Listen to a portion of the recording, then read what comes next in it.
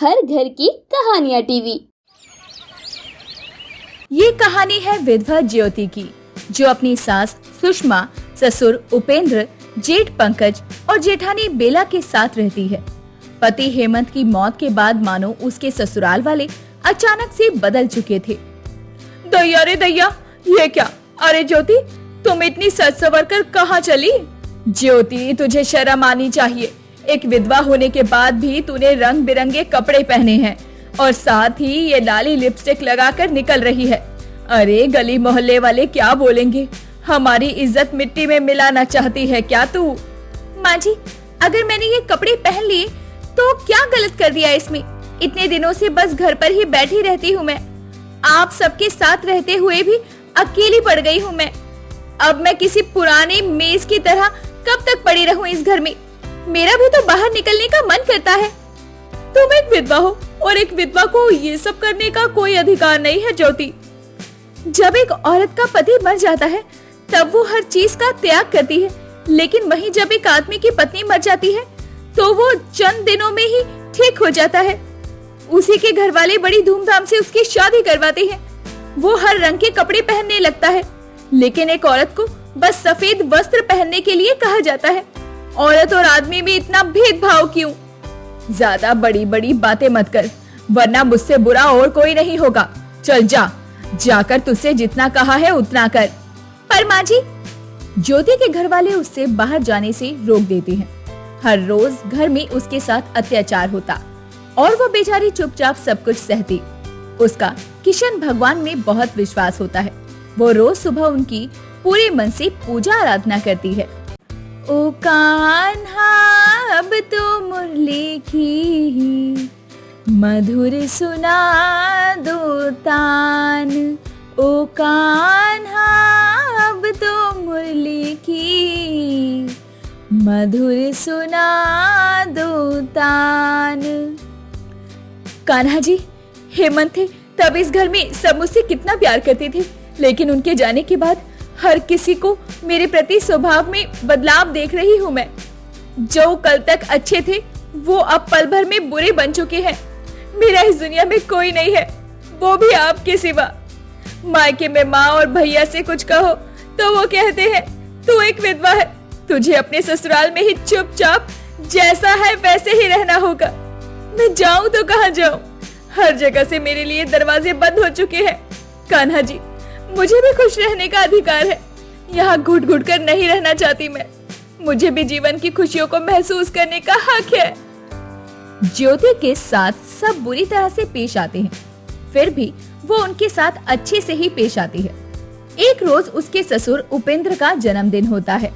तभी वो उनकी पसंद का पकवान बनाती है और उनके लिए एक सुंदर सा कुर्ता भी सीती है। जन्मदिन मुबारक हो पापा जी, ये मैंने आपके सारे पसंदीदा पकवान बनाए हैं और खासकर ये आटे के गुलगुले। मैं जानती हूँ ये आपको बहुत पसंद है और ये कुर्ता मैंने आपके लिए अपने हाथों से बनाया है। उम्मीद है कि आपको ये सब अच्छा लगे। भूल चूक माफ कर दीजिएगा।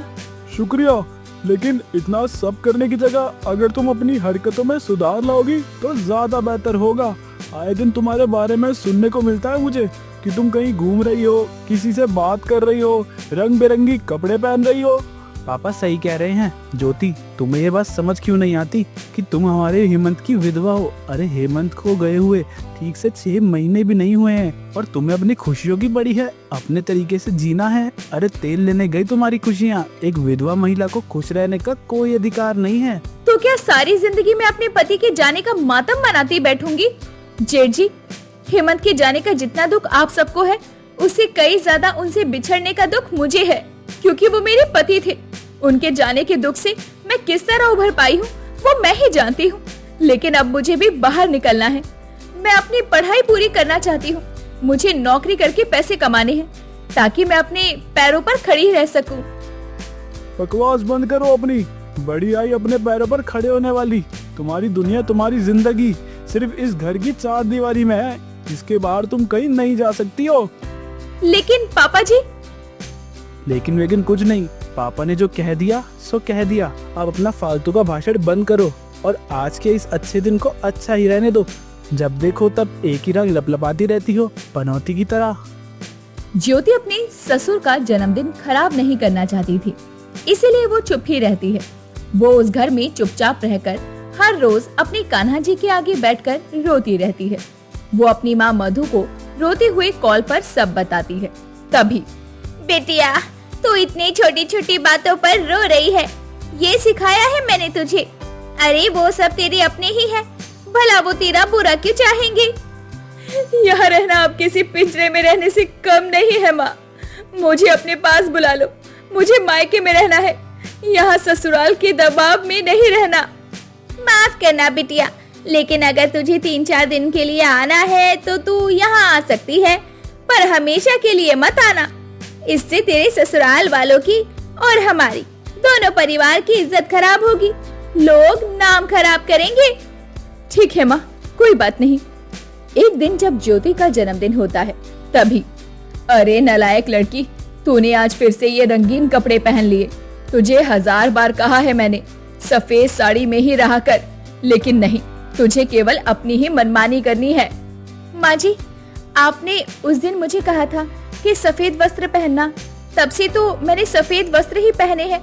लेकिन आज मेरा जन्मदिन है, कम से कम आज के दिन तो मुझे ये कपड़े पहनने की अनुमति दीजिए। ये वाला ड्रेस मेरा फेवरेट ड्रेस है। देखिए, मैंने कनस्तर भरकर मक्खन बनाया है और कुछ भोग की मिठाई पकवान भी। ये सब मैं किशन जी के मंदिर में ले जाकर वहाँ मेरे कान्हा जी को चढ़ाऊंगी और आज इस पावन दिन पर उनका आशीर्वाद लूंगी। भगवान के द्वार जा रही है, इसीलिए मैं तुझे आज के दिन मना नहीं करूंगी। तुझे बाहर जाना है तो जा, लेकिन एक शर्त पर। कैसी शर्त माँ जी? तुझे ये कपड़े नहीं, सफेद कपड़े पहनकर ही मंदिर जाना होगा, वरना बाहर कहीं जाने की जरूरत नहीं है। घर पर भी किशन भगवान की प्रतिमा है, उन्हीं पर भोग चढ़ा सकती है तू। पर माँ जी, पर कुछ नहीं सुनना मुझे, मेरा फैसला बदलने नहीं वाला है बहू। ठीक है, मैं कपड़े बदल लेती हूँ, आप फैसला मत बदलिए। सुषमा को सफेद कपड़ों में ही मंदिर जाना पड़ता है और वहाँ जाकर वो मन लगाकर पूजा अर्चना करती है। उस दिन उसे रास्ते में एक पुराना कॉलेज का दोस्त मिलता है। वो उससे बातें करने लगती है और ये सब उसका जेठ पंकज देख लेता है। घर आने पर वो अपना सारा सामान बाहर फेंका हुआ देखती है। ये क्या, मेरा सारा सामान इस तरह गेट पर किसने फेंका है? मैंने। पापा जी, आपने ऐसा क्यों किया? बेशरम लड़की, पति को गए हुए आधा साल भी नहीं हुआ और तू बाहर गैर मर्दों के साथ गप्पे लड़ा रही है। गप्पे क्या, मुझे तो लगता है इसका उस लड़के के साथ चक्कर ही चल रहा होगा। आज तुझे मैंने तेरे जन्मदिन के चलते बाहर भेजा और तूने बाहर जाकर क्या गुल खिलाए। पंकज ने तुझे उस लड़के के साथ देख लिया था। माँ जी, वो मेरा दोस्त है, उसके और मेरे बीच में ऐसा वैसा कुछ नहीं है। चुप हो जा, बहुत हो गया तेरा। ऐसी निर्लज्ज लड़की हमारे घर में नहीं रह सकती। जा, जिधर जाना है उधर जा, जिधर जाना है उधर जाकर खूब अपना मुंह काला कर। आप लोग क्या निकालोगे मुझे? अब मुझे ही नहीं रहना इस घर में, जहाँ मेरे चरित्र पर सवाल किए जा रहे हैं। आप सबके लिए बहुत किया है मैंने, लेकिन अब और नहीं। अब मैं सिर्फ अपने और अपने लिए जीऊंगी। ज्योति घर छोड़कर इधर उधर भटकने लगती है। अब वो पूरी तरह बेसहारा हो चुकी थी। भीषण बारिश में वो भीगने के कारण तेज बुखार में आ जाती है। उस दिन जन्माष्टमी होती है और वो कृष्ण जी के मंदिर में जाकर रुकती है। कान्हा जी, आज जन्माष्टमी है, लेकिन मैं अभागन आपके लिए कुछ नहीं ला पाई। आज मैं पूरी तरह अकेली पड़ चुकी हूँ। सबने मेरा साथ छोड़ दिया। सबके लिए मैंने इतना सोचा, लेकिन अंत में मेरे साथ ही बुरा हुआ। हर अच्छे इंसान के साथ ऐसा क्यों होता है कान्हा जी? रो मत ज्योति। कृष्णा जी की आकाशवाणी सुनकर ज्योति एकदम से चकित हो जाती है। सबने तुम्हारा साथ छोड़ दिया, लेकिन मैं तुम्हारा साथ कभी नहीं छोड़ूंगा। तुम मेरी परम भक्त हो। ये देखो, ये मोरपंख जो तुम्हारे सामने आया है, ये एक जादुई मोरपंख है। तुम इससे जो भी बोलोगी ये वो करेगा। अच्छे लोगों के साथ हमेशा अच्छा ही होगा। तुम अपने भीतर की अच्छाई को कभी खत्म मत होने देना। आयुष्मान भवा। धन्यवाद, आपका बहुत बहुत धन्यवाद कान्हा जी। अब मैं इस जादुई मोरपंख से न सिर्फ अपनी जिंदगी बदलूंगी, बल्कि हर जरूरतमंद इंसान की मदद करूंगी जो दुखी है, परेशान है। उस उस जादुई मोर पंख से बोलकर ज्योति अपना नया मकान बनवाती है और वो उसमें खुशी से रहती है। साथ ही वो गरीबों की मदद भी करती है और उसके साथ अंत में सब अच्छा ही होता है। इसलिए हमें कभी भी हिम्मत नहीं हारनी चाहिए और भगवान में विश्वास कायम रखना चाहिए, क्योंकि अच्छे लोगों के साथ हमेशा अच्छा ही होता है।